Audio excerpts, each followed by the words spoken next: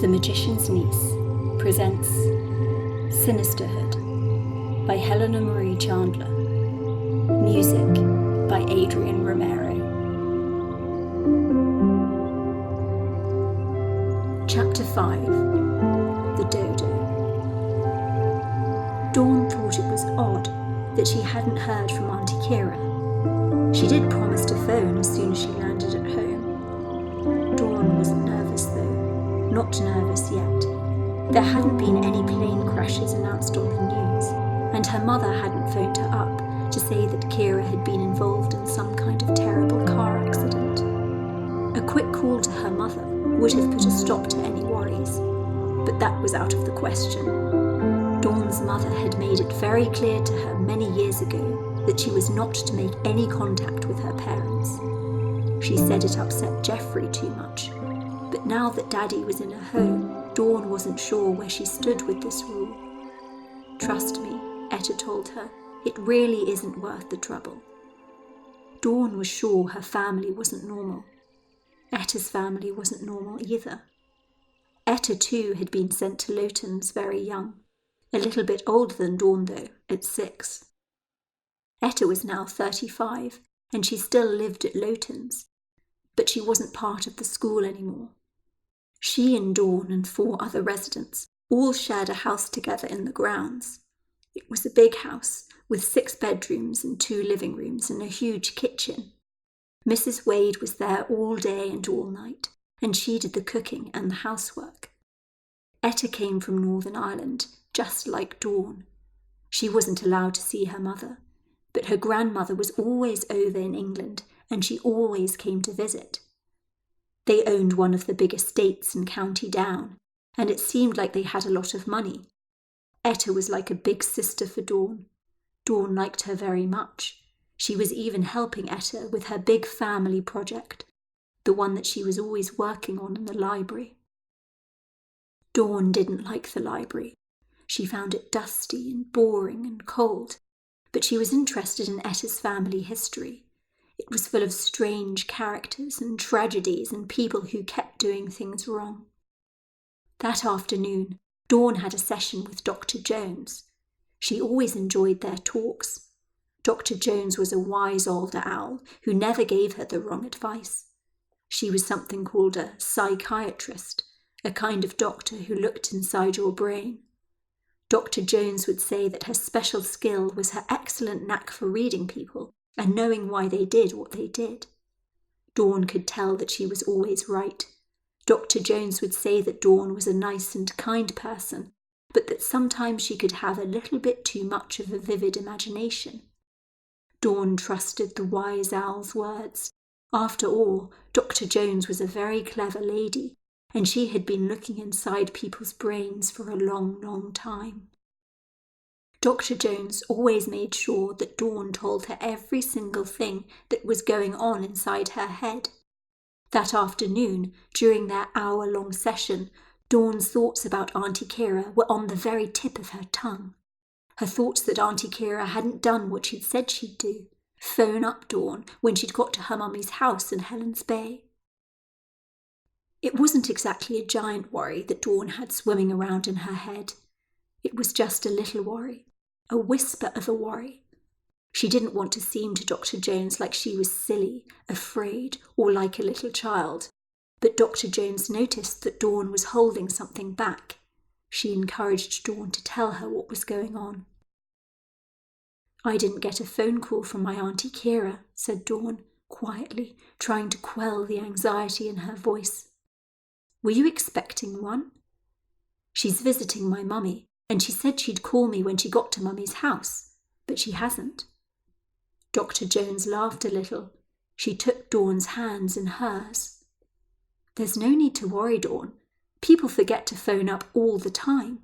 She's most probably been really busy catching up with your mummy." But Dawn couldn't remember Auntie Kira once forgetting to do what she said she was going to do.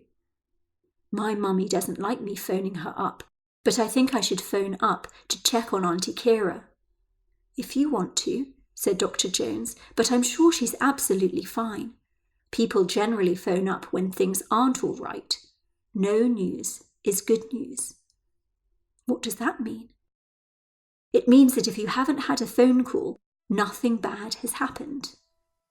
Dawn supposed that wise old Dr. Jones was right. Dawn did, as Dr. Jones always said, have a vivid imagination. She was probably painting all kinds of imaginary pictures in every little corner of her mind. It had already been 2 days since Dawn had last seen Auntie Kira, and she really, really missed her.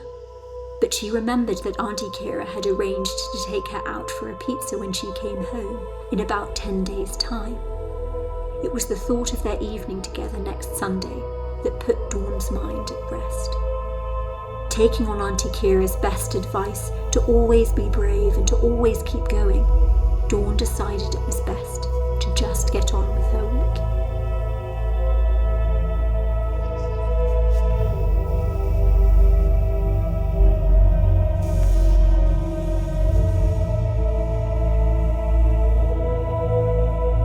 Chapter 6. The Vulture. Victoria never did announce to her sister the nature of her very special gift. But the gift was, in fact, a cruise, chosen because Victoria had a quiet passion for luxury. It was the only place left in the world where one could truly waft in unapologetic glory, where one could truly imagine oneself being a first-class passenger on a great, iconic turn-of-the-century ship. And this, a fjord-exploring adventure. She'd always envisaged herself as some kind of ice princess. In any case, it wasn't necessary for Kira to know where she was going. The gift had never been intended for her. Indeed, any prior knowledge would have been a dangerous and unnecessary risk to the success of the enterprise. It was vital that only Victoria knew the truth of her game. The boat set sail from Belfast on Wednesday morning, returning to dock in just under 10 days. The purpose of this trip wasn't just one of pleasure and fantasy. It had, in fact, a very pragmatic underpinning. The tidal depths of the icy cold fjords. Victoria had also gathered knowledge on the frequency of disappearances on cruise ships. Little was it known to the general public, but people were falling overboard into the murky depths, really all the time. Victoria chuckled to herself with the thought that cruises should carry a health warning. Danger, disappearances frequent. Of course, fallen bodies might be eaten by sharks in the Caribbean. That had been her initial choice. But precise timings were an impediment to that option. It was far too distant a location, and she wouldn't be able to return before the beginnings of the 12th. In any case, the fjords were impossible to fathom. Would any police force really bother to dredge the biggest and deepest fjord in Norway? And with all those powerful tides, the body would no doubt be swept out to sea in little more than a trice. Victoria was rather enjoying being her sister. She slipped so easily into the role. She'd always been an accomplished actress. She didn't doubt that, had she been permitted the opportunity to attend RADA or LAMDA, she would have been considered a great thespian of her day. Getting through the ship's security had been a doddle. No one looked too closely at a middle-aged woman on her own. Infuriatingly, however, she had had to have her photograph taken, this for her cruise pass. Thankfully, no one was sufficiently eagle-eyed to recognise the subtle differences between Kira's passport picture and her own. Then there was the next of kin form. Upon inspection of Kira's handbag, Victoria found that her sister, always so organised, had kept a neatly written address book. Victoria put Nigel's contact details on the form, so that no one would ever have to disturb her once the missing person had finally been identified. Victoria had chosen her wardrobe carefully. In fact, she picked out a few pieces from her sister's own suitcase. Now that Kira had let herself go, they fitted Victoria quite well. Normally she would never permit herself to stoop to anything less than cashmere or Jaeger or silk, but needs must. And for the first time in her life, she didn't aspire to be the centre of attention. Her sole aim was to fade into the background, just like an irrelevant frump. Flat, clunky shoes, dull woolen cardigans, a boring hairstyle, all the sorry details performed their task with great aplomb. She slid through those first days of the trip almost unnoticed. Victoria had imposed a 1-glass limit on herself, just in case the wine loosed her tongue and some minor remark drew unwanted attention. She was quite pleased that, on this journey, pragmatism and pleasure had combined into the perfect treat. The ship was extremely comfortable, the itinerary unusual, and the food supremely delicious. Victoria had planned with great precision for the day that Kira was to disappear. She had booked herself onto a busy tour. Would the tour leader really take a register, ticking off names like those of children on a school trip or in a playground? Victoria wanted to create as much confusion as to her whereabouts as possible, so that alarm bells wouldn't be ringing until she was well and truly on her way back home. On the morning of the tour, Victoria phoned through to reception, saying she felt too unwell to attend. The instructions in her cabin's brochure as to the cancellation procedure was quite specific. One had to phone through to the individual tour guide concerned. On this busy ship, Victoria was quite sure that the message wouldn't get passed on by the busy girl at reception. Indeed, it never was. This meant that Kira wasn't missed for several days. Victoria had ensured not to make any friends on board. She'd developed a bristly disposition and one of a woman quite odd. It was a persona convincing enough, in any case, not to encourage anyone to make conversation with her at the bar, at bridge, or at lunch. Indeed, no one noticed that she wasn't at dinner that night, nor at breakfast the following morning.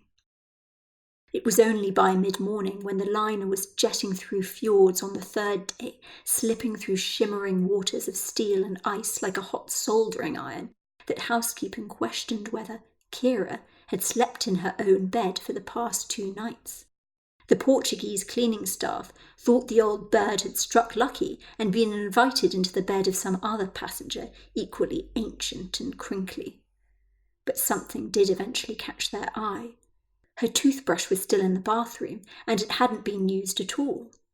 Surely Ms. Dunleavy would have brushed her teeth at least once on this trip.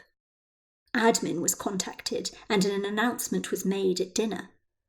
Victoria had already abandoned ship. She'd sacrificed all those scruffy clothes as part of the artwork, leaving them on their hangers in her wardrobe, and she was taking a circuitous route home. This time she used her own passport and left her sisters behind. She used trains and boats, not planes, as a supplementary show of stringency. Victoria knew that travel by land and sea was more anonymous than that of the more glamorous and exposing travel by plane. And anyway, time was on her side. She still had a good few days before she had to begin the next stage of her program. Time to coincide with a very particular occasion. That time in July when all sensible and well-heeled dwellers of the province evacuated the land for the full duration of all that insufferable drum-banging, that flute-tooting, those bowler hats and marches. And so, as Victoria rewarded herself with a whiskey and ginger on her first-class seat aboard the train that would take her to Calais, via Denmark, Holland and Brussels, she imagined the panic and chaos she had left behind. All the ship's staff searching the liner, phone calls made to the police. But nothing would be found, of course. Kira had simply vanished. There would be no other explanation for it. Miss Dunleavy had fallen overboard.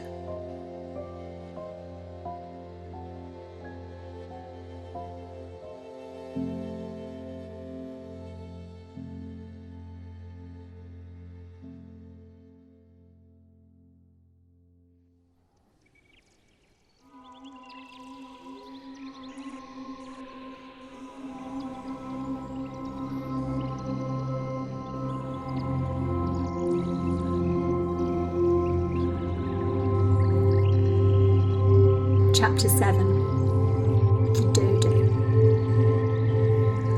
British citizen on cruise from Belfast to Norwegian fjords announced missing, feared drowned. Had Dawn heard that correctly? Dawn would spend many hours in the kitchen, chatting away to Mrs. Wade and watching the birds in the garden. Mrs. Wade, the guardian who lived with the 5 women in the house, liked the constant buzz of the radio as she did the housework and the chores. Whether she listened to the radio, however, Dawn was never sure. Dawn herself never listened, but somehow, this time, her attention was caught. Perhaps it was the word Belfast, the place where she was born. Perhaps it was the word cruise, a word that she and Auntie Kira always seemed to laugh at. Perhaps it was the word missing, and the other word too, drowned. In any case, Dawn was unsure. She asked Mrs. Wade to explain the meaning of the news story. It was still 5 days before Auntie Kira was to return home. Dawn knew that Kira had gone over to Helen's Bay for a treat. She'd only guessed it was a holiday because holidays were her mummy's favourite pastime. She'd only suggested a cruise to Auntie Kira as a joke because her mummy was always so obsessed with those silly, glamorous trips. Had Mummy and Auntie Kira been on a cruise from Belfast to Norway?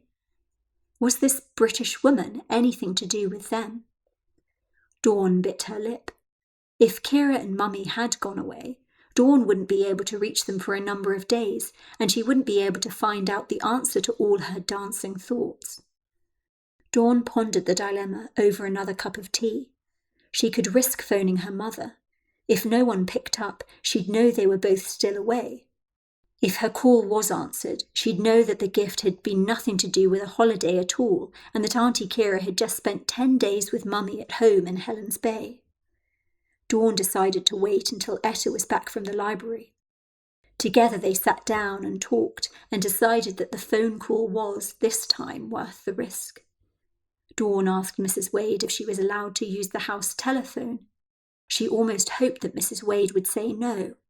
Of course, however, she didn't, and so Dawn walked steadily towards the hall table and picked up, nervously, the receiver.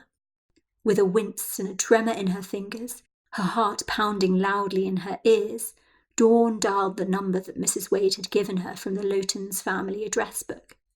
The phone rang, and it rang. Nobody answered. Dawn put the phone back down. On the one hand, she found that she was relieved that she didn't have to speak to her mother. On the other, she still wasn't sure if they'd been to Norway, or if this missing person had anything to do with her aunt.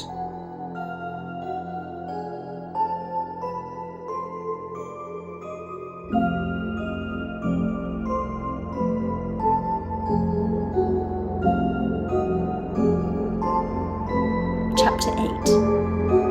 The Vulture. Victoria just missed Dawn's phone call. Her ferry recently arrived in Belfast. She was jetting back to Helen's Bay in a taxi from the docks.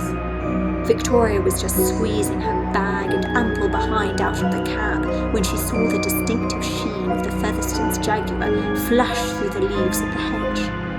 Victoria made haste to throw a £10 note in the vague direction of the driver and to totter as quickly as she could through her red front door. But she found herself fumbling with the keys, and no sooner had she managed to thrust the right key into the lock than Mrs. Daphne Featherstone popped her head above the gate. Victoria heard her call out, "Been away? Anywhere nice?" Shit, thought Victoria, quite angry and cross. The proverbial nosy neighbours. You can always trust Daphne Featherstone to poke around in business that has absolutely nothing to do with her. Victoria turned round slowly, transformed her pained expression to something she was sure was a smile. "I've been to London, actually, to see my daughter." Poor little Dawn. "You must forgive me, Daphne," Victoria pronounced in the most sombre of tones, "but I'm afraid I'm really quite tired." "You're not vacating for the marching season. We're just heading off to Donegal." "I'll be sitting it out at home this year," said Victoria, and then, "Thank you, Daphne, goodbye." Victoria made straight for the telephone. It was already Friday, and she wanted to ensure that the concrete was laid at the beginning of next week. Geoffrey had been in the construction business, of course, and she could have used any of his old company's contacts. But Victoria wanted to employ a business much more remote, one with whom she'd had no previous dealings. Londonderry it would be. She'd throw them an extra few bob for bothering to make the long journey. The 12th fell that weekend, and virtually the entire population of Kathleen Avenue had already vacated their homes, getting as far away from the fuss and embarrassment as they could possibly manage to arrange. No one would see the lorry arrive. No one would hear the squelch and thump of all that massive concrete. A young man answered the phone. Victoria announced that she needed much work done on her old patio. She had a party coming up, she said. It was for her elderly mother, you see, and she was worried lest the old woman trip on the uneven paving slabs. She needed the patio reconcreted and sharpish. Would there be anyone available first thing in the week? Given the timing and very short notice, Victoria was asked if she didn't mind having a temporary employee. She couldn't believe her luck when Raoul turned up at her front door on Monday. A cheery foreign chap who wouldn't have the linguistic ability to ask any probing questions. Victoria sprang into action like a programmed Exocet missile. She was up early that morning, chipping at the existing paving stones to ensure she gave reason for the work. After he had concreted the patio, Victoria announced to the workman that she had one little extra request. "Would you mind awfully, Raoul, putting some of that stuff into my septic tank? It's going to be sealed when the water board puts me on main sewage next week." Her middle-aged what-do-I-know-about-anything facade had already been well honed over her many years of tricks and swindles and scams. Raoul's expression was a quizzical one, but he had been primed with much coffee and Victoria had forced upon him an array of sweetened tray bakes. And so, with a bit of supplementary hand gesturing, the unsuspecting workman understood Victoria's demands. Obligingly, he lined up his lorry, opened the manhole, and sloshed the concrete in. "Not too much," piped Victoria, all in a rush. "I don't want to waste your precious product." Since no main sewage connection was intended, she still needed some space for effluent. Now on her own, desludges should still only be an annual affair, just like they had always been. But Raoul had dumped enough concrete to set the deed and the corpse in stone. The ultimate brilliance of Victoria's plan was that the cesspit at the bottom of the garden wasn't even on the records for the house. She discovered this when, at the end of last year, first realising the enormity of her looming financial oblivion, she'd had the house valued. Not a fraction of the worth of her sister's pad, she'd learned, but there was in fact a nugget of gold in this disappointing valuation. All records showed that the house was on main sewage. She discovered she had the perfect hiding place. The troubles, too, were a boon to her scheme. The RUC was, by all accounts, more than a little bit tied up. But police or no police, Victoria judged her plan impenetrable. No one she knew could possibly have the wiles or brilliance to unravel this, the perfect crime.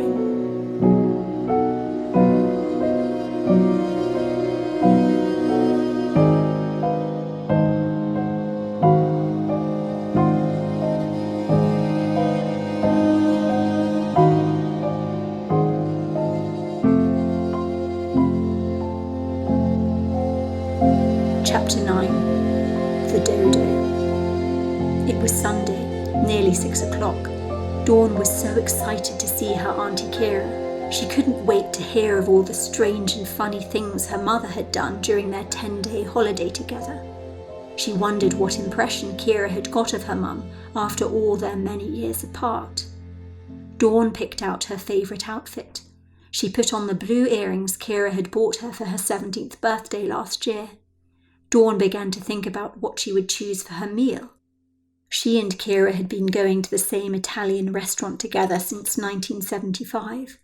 Auntie Kira usually went for the same thing, seafood risotto, but Dawn couldn't stand mussels or octopus or prawns. 6 o'clock came and went, and so did 7, and then 8, and then 9. Dawn found herself confused. She was worried and upset.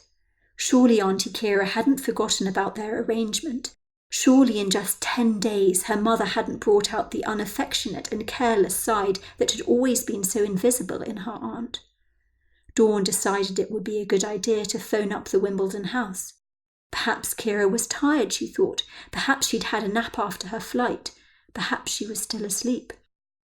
Dawn dialed the number. The phone rang, but there was no response. She phoned again, and then again, and again, 10 whole times. Dawn was beginning to feel frantic. Absence was unknown in her sweet Auntie Kira. She and Dawn would always see each other at least 3 times every week. Had Dawn done something to push her loving aunt away? Had there been some terrible accident? Had Kira finally had enough of her? Dawn asked Mrs. Wade what she thought of the situation. The old lady said that her aunt had no doubt been delayed on her flight from Belfast. Or perhaps there was simply heavy traffic on the M4 back from Heathrow. She told Dawn to wait until morning. She could give her aunt a ring again, first thing. It was getting late, she said, and Dawn should put on her pyjamas. There was no use second-guessing, convincing herself of some disaster. That kind of vivid mental picturing had never been of use to anyone. But Dawn was beginning to have a feeling, like someone, her aunt would say, trampling over her grave. The feeling was a familiar one, and Dr. Jones was always trying to get Dawn to ignore it, to step away from the world of her childish imagination. But this time her stomach felt knotted, and her tongue was dry, and her mind was buzzing with all kinds of thoughts and suppositions. Mrs. Wade suggested a cup of tea. Dawn tried to drink it, but she couldn't. Mrs. Wade made her a slice of toast, but Dawn found that she couldn't eat. Dawn wished and wished that she and Etta were allowed to take a taxi. They could go to Kira's house and find out what was wrong. It was so infuriating sometimes being considered incapable, in danger, at risk. Dawn was nearly 18, for heaven's sake. She may have been Downs, but she knew she wasn't stupid. In any case, Etta was a grown-up lady, and both of them were much more sensible, well-behaved, and thoughtful than most of the adults Dawn had ever met. Couldn't they make a quick trip to Wimbledon, just this one time? Mrs. Wade was afraid that it was impossible. The matter was out of her hands, she said, against the rules. She'd get into trouble with the school for letting them out, and no doubt too with the police. Dawn could feel a tremor of tears begin to bubble up from within her. She was determined that she wasn't going to cry. But the tears came, and so did the anger, because no one would ever listen to her, and this time she knew that something wasn't right. You know, the easiest way to clarify things would just be to phone up your mum. You don't know my mum, said Dawn. She'll get really angry with me. She always does. She says that she doesn't like me to disturb her. Mrs. Wade said that she'd always suspected that Dawn exaggerated somewhat when it came to her mother. There were such things as instincts, she said, that mothers might be strict or tough or cold, but that they always did love their own children. Inwardly, Dawn rolled her eyes. Well, I think you should do it, said Mrs. Wade, because you're always saying you're a brave young lady, and maybe this time you should prove it. And so many tears were never of use, she went on, and they never brought comfort to anyone.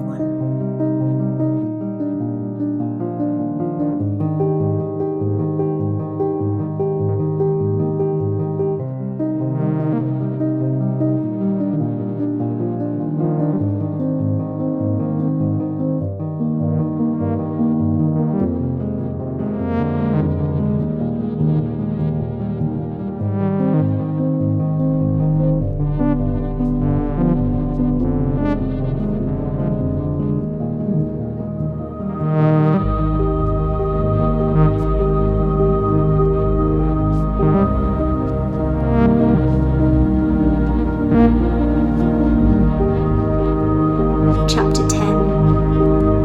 The J. Etta heard a knocking at her door, and then the squeak of the rusty doorknob and the whisper of little Dawn's voice. Etta, are you awake? Etta turned on the light. I am now. Sorry, said Dawn, ambling towards the foot of her best friend's bed, but I don't feel right, and I can't sleep. Etta could see that her friend was sad. Dawn had red and blotchy eyes, and she was leaning over and cradling her forehead. Etta asked Dawn if she wanted to sleep top to toe. Dawn didn't reply. Mrs. Wade thinks I'm being silly. Am I being silly? Being silly about what? Kira didn't come tonight. She didn't leave a message. She didn't answer the phone. And she didn't phone me up from my mum's house, even when she'd promised. Etta did think it was strange. Kira always kept her promises. She wasn't like the weird one in Dawn's family. She wasn't like the weird ones in her own. Actually, can I sleep here tonight? I think I'll be worrying on my own. Etta lifted up the duvet. With Dawn wriggling and sniffing and getting up to wander around, Etta didn't get any sleep at all that night. First thing next morning, Etta agreed with Dawn that they should give Auntie Kira another ring. Perhaps she had got delayed and hadn't returned until very late. Perhaps she hadn't wanted to disturb Dawn after 10 o'clock. But once more there was no answer. That was when Dawn told Etta about the strange story of a woman falling overboard into the sea on a Norwegian cruise. And they said the boat set sail from Belfast. With any luck, that woman was your mum. It's not funny, said Dawn. I've got an odd feeling. Why on earth isn't Auntie Kira back? I think we need to tell someone. Let's get the school to phone up the police. Etta told Dawn that she thought the whole thing would blow over, that everything would work out all right in the end, but telling the school was a good idea, she said, just in case Auntie Kira wasn't all right. Of course, the school wasn't concerned. Etta couldn't tell if it was because they were trying to keep Dawn calm or if they really didn't believe there was a problem.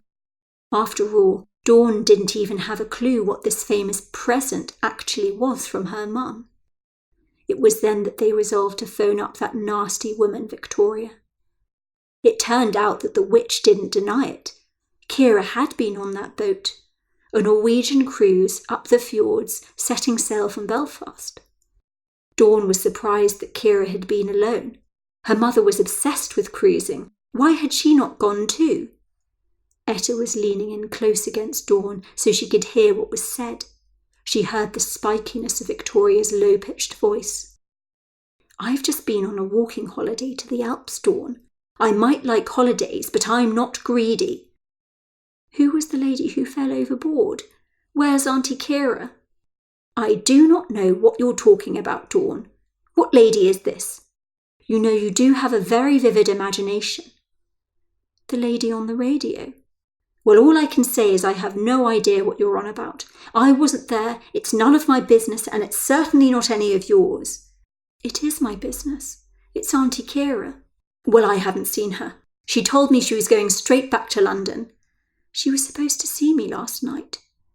It was then that Etta heard Victoria's voice change tone. Etta couldn't quite work out how to describe it, but her voice became airy and angry and short.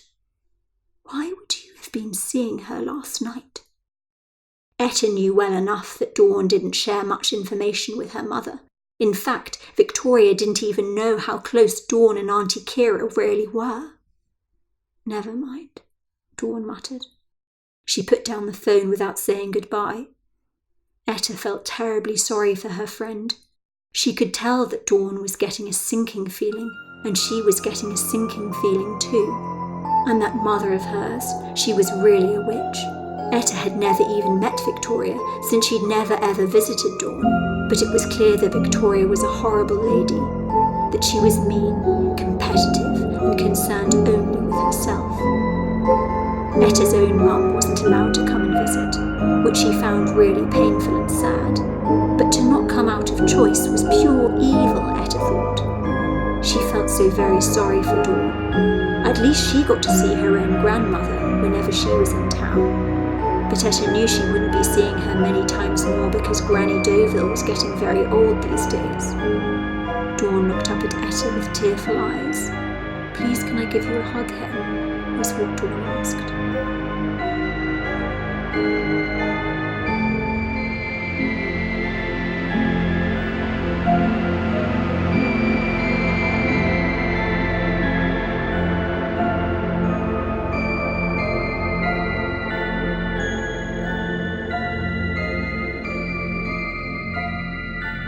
Chapter 11.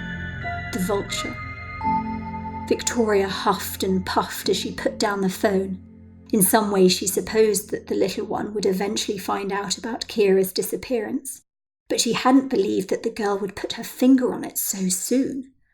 Nasty Kira had kept their special relationship very quiet indeed, particularly for someone so virtuous and boastful. Victoria was much irritated by the discovery of the friendship, and she must say quite surprised. But Dawn's confession did little to trouble her. Victoria had been told early on that the girl's intelligence would never rise above that of a 10-year-old. Lowtons may have done a good job at giving her a half-decent education, but Dawn would be off the scent of Kira's misadventure within minutes. Of that she was absolutely sure. Anyway, she had to get going. It was golf at 11 o'clock, then nails and a blow-dry and charity work that evening with a bake sale at the Presbyterian church. Victoria enjoyed very much her charities. She found that the praise her work inspired had a very special flavour to it. Juicy, almost oozing, excessive, disproportionately gross. She relished that look of guilt and, what was it, jealousy that she saw in the eyes of all those she could make listen when she talked of her belief in sacrifice and service. Oh yes, her day would be lovely. She even had that pork pie in the fridge. So much self-discipline not to scoff the lot of it at the first opportunity. She'd enjoy the deferred pleasure tonight even more, with lashings of relish and a large stiff gin as she watched the 10 o'clock news. She was a lady of leisure, and proud of it. Ever since she dispensed with Geoffrey, her life had been even more wonderful still.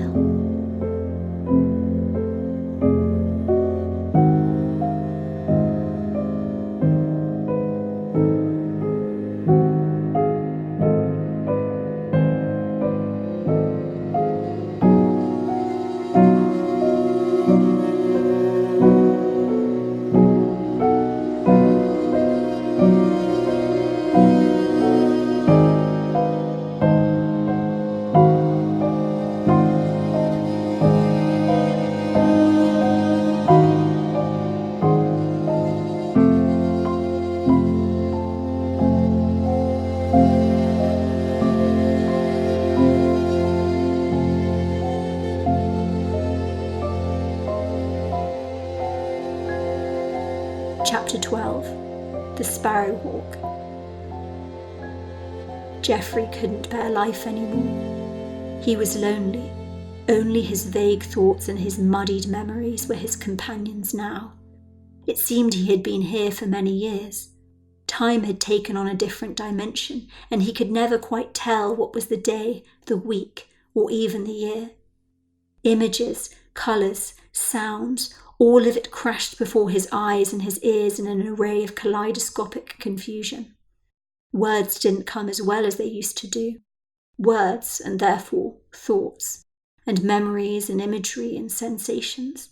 He felt himself stuck in a world between two, a world distant from his past, a place obscured from the comforts of the present.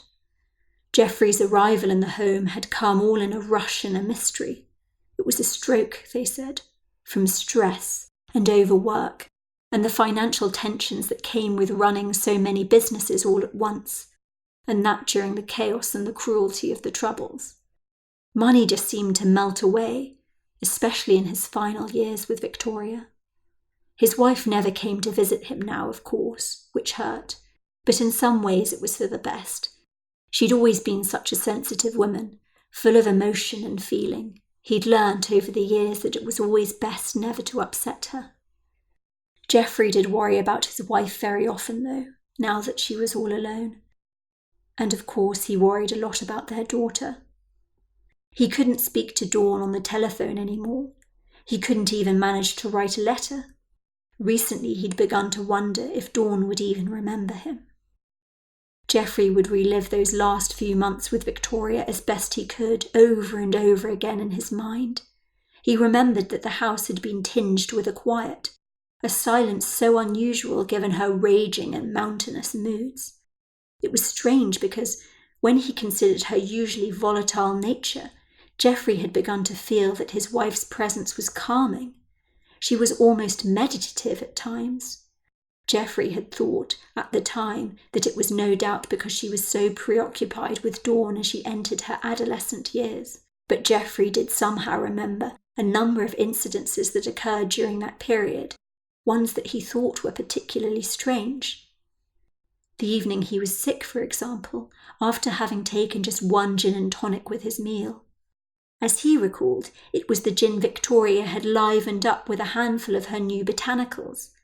He thought, at the time, that it was just his weak stomach, but the sick that had come out of his mouth was tinged with blood. A few days later, he was sure he was sick again after a bowl of leek and potato soup. He had had to go to the doctor, who put this episode down to excessive stress. Geoffrey had commented to the physician that he had been experiencing a certain salty taste in his mouth of late. The doctor said it was a side effect of his current medication. He changed the brand of tablet, and then he upped the dose. But all of these thoughts came in such a haze and blur that Geoffrey found that he couldn't tell truth from imagination. The sequence of his thoughts had no logic to them, and frustration was all that he felt now that he was locked alone in his mind. Most infuriating of all, however, was the thought that all of the pills he'd been prescribed had been aimed at preventing a heart attack. According to the medical literature, the chances of having a stroke whilst taking them was really rather small. Wasn't he right in thinking he was on the highest dose of blood thinners available?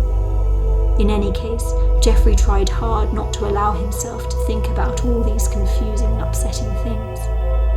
In his experience, the fateful division of injustice in life was nothing more than unfair. To reconsider the unkindness of his hand in recent years was just too grim and painful. Because, in the end, he always thought, what was done was done.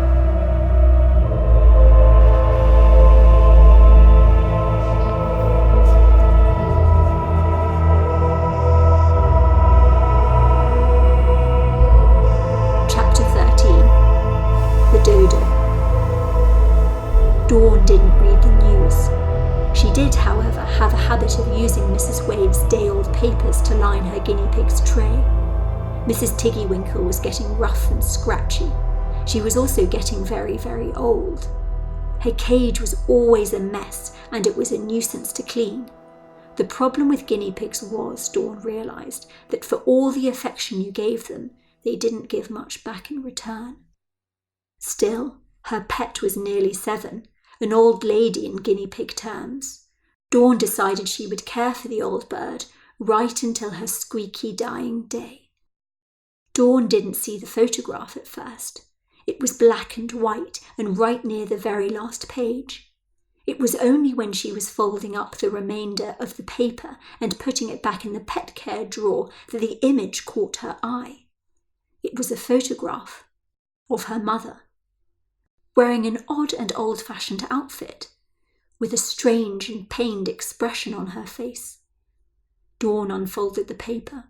She looked at the caption beneath the photograph. Last known image of Ms. Kira Dunleavy, identified as the British woman who fell overboard on the P&O cruise from Belfast to Norway last week.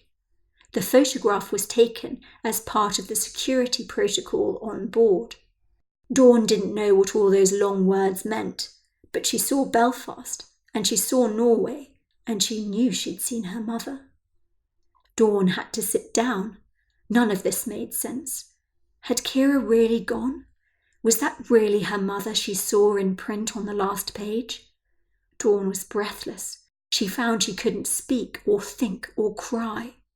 Just then, Mrs. Wade wandered into the utility room, humming to herself her usual nerve-pinching tune. She set her laundry basket down on the tumble dryer, and she smiled at Dawn. Dawn looked up at Mrs. Wade, uncertain. Mrs. Wade told her she looked as though she'd just seen a ghost. "Maybe I have," Dawn replied. "It was a figure of speech, Dawn," said Mrs. Wade, shaking the first of the dirty T-shirts right side out and stuffing it into the washing machine. "Ghosts don't exist." Dawn was so often told she had a vivid imagination that sometimes it made her a little irate. She didn't believe in special coincidences, in curses, or in magic. She might not have been clever, but she didn't think like the child that everybody thought she still was. but she had just seen the picture of her mother and she knew it. She was absolutely sure. And the newspaper had claimed that the dead lady was her aunt. There was an answer to all of this, there had to be. A proper answer, a real answer. And the answer had something to do with her mother, and the answer had something to do with that boat. And the answer would be sure to tell her where her precious Auntie Kira was. Dawn hoped and hoped and hoped that it wasn't at the bottom of the sea.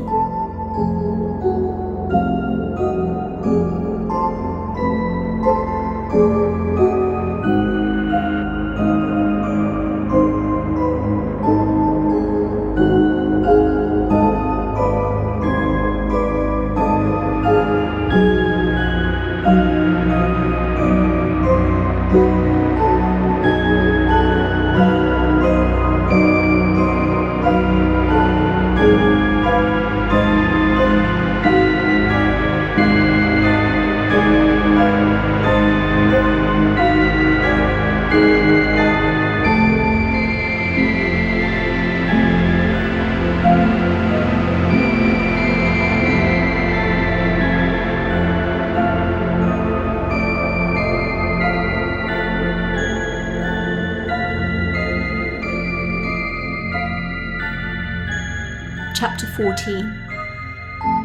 The Peacock. Nigel knew he could be a bit of a shit. One of his greatest regrets, of course, was living his life untruthfully, both for his own sake and for Kira's. But the pair of them had been such great mates together at Queen's that he'd allowed their companionship to overshadow his true desires. In some ways he did find Kira attractive. The classic 60s leggy blonde.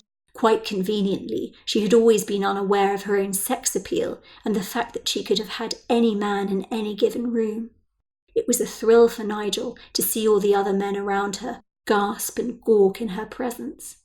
That sensation went some way to compensate for the lack of true attraction that he had felt for the beautiful girl. Nigel's guilt, though, was tempered by the fact that his leanings, in those days and in that place, were so unheard of, so taboo. To confess to them would have been disastrous, both for his social life and his career.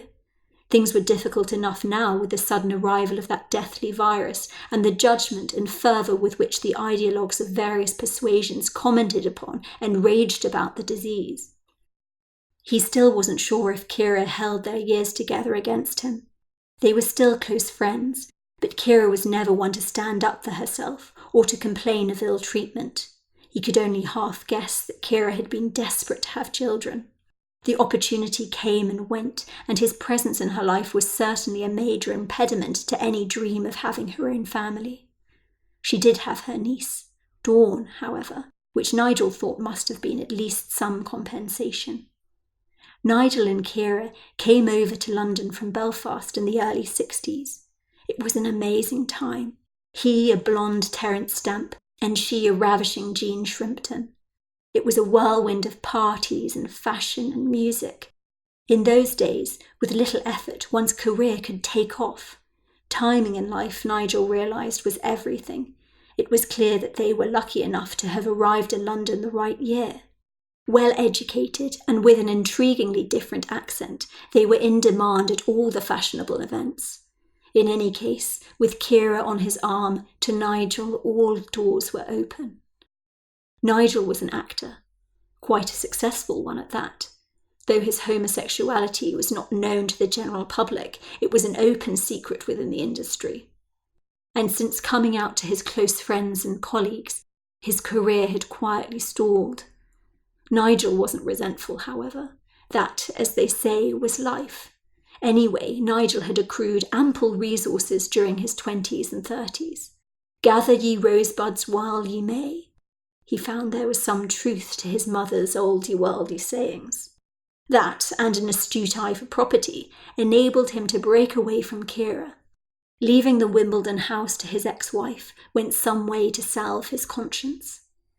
They would see each other very regularly, although now each of them led their own very separate lives. Kira was kind enough to tolerate his various boyfriends, and they, of course, all took to her. Nigel did find it strange, therefore, that Kira hadn't joined his party at the Wimbledon final. He'd invited her, paid for her ticket as a 50th birthday treat. He didn't make a scene about it, however, as he was certainly guilty of much worse over the years. He hadn't suspected, though, that the reason for her absence could be something so absolutely awful. The call came on Tuesday evening. It was the police.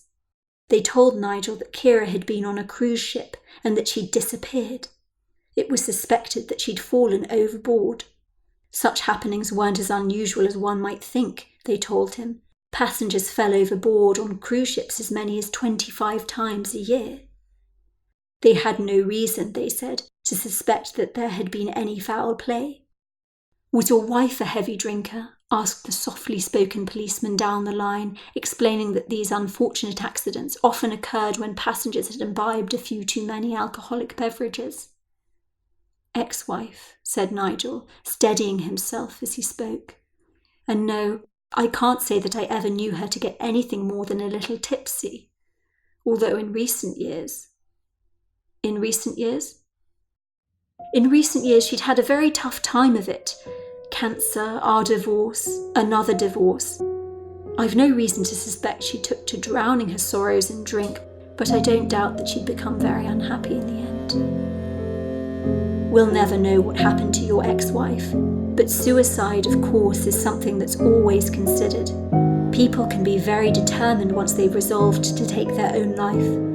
And with the temperature of the water and the strength of those currents, particularly if she did it at night, there's no way she could have possibly survived." As Nigel put down the receiver, his hand shaking with guilt, the man began to wonder just what role he might have played in driving his beautiful and loving ex-wife into this final act of suicide.